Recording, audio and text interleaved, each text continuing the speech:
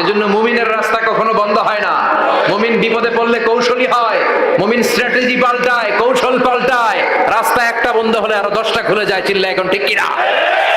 এক জায়গায় কোরআনের মাহফিল বন্ধ হলে আরো 10 জায়গায় কোরআনের মাহফিলের ব্যবস্থা হয়ে যায়। এখন ঠিক কিনা? ওরা এক জায়গায় ইসলামের আওয়াজকে থামিয়ে দিতে চাইবে, আরো 10 জায়গায় ইসলামের আওয়াজ গর্জে উঠবে।